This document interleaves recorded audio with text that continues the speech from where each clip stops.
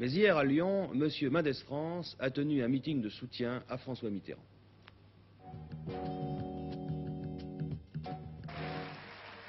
Pierre Mendès France a fait sale comble hier à Lyon. 2500 à 3000 personnes étaient venues l'entendre à la Bourse du Travail. L'ancien président du Conseil a commencé par expliquer pour quelles raisons profondes il soutenait François Mitterrand.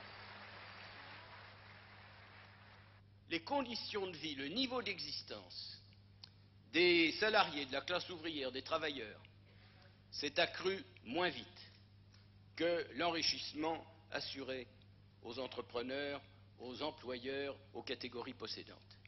Je ne conteste pas telle ou telle amélioration, je l'ai dit tout à l'heure, mais je prétends que ça n'est que la part proportionnellement la moins élevée qui a profité à la masse du peuple, et qu'au contraire, ceux qui déjà étaient les plus favorisés se trouvent à la fin plus favorisés encore, et que la distance qui sépare, si j'ose dire, les plus riches et les plus pauvres, loin de s'atténuer progressivement, comme le voudrait une simple politique de progrès social, même prudente, que cette distance en réalité s'est élargie depuis 15 ans.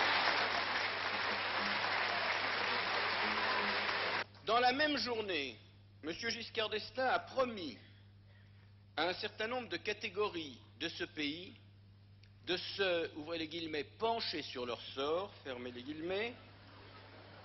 Dans la même journée, voici le produit de sa générosité. Militaire de carrière, rapatrié, producteur de pommes et de poires, je ne sais pas pourquoi il a oublié les autres fruits, viticulteurs, petites et moyennes entreprises, artisans, hôpitaux, assurés sociaux âgés. Et probablement le lendemain, continuant sa tournée, il a encore trouvé quelques autres catégories qui avaient été négligées momentanément. Je dis qu'il y a là quelque chose de révoltant et de choquant et de contraire à ma conception de la démocratie. Mais... Outre ces critiques, Pierre Mendès France a fait des propositions et des révélations. Des propositions, l'étude d'un pool de l'énergie et d'un organisme chargé d'aider les petites entreprises. Des révélations, le rapport du commissariat au plan sur la situation économique de la France a été tenu secret. Enfin, l'ancien président du Conseil a demandé aux Français de saisir la chance qui s'offrait à eux. Le 5 mai, c'est la chance de la France d'accéder à la démocratie politique, le gouvernement du peuple pour le peuple. Pas un effort, pas un concours militant d'ici dimanche prochain, pas une voix au scrutin de dimanche ne doivent être perdues.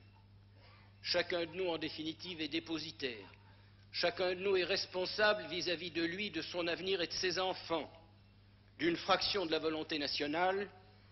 Chacun de nous, aujourd'hui, est responsable de tout le destin de notre pays.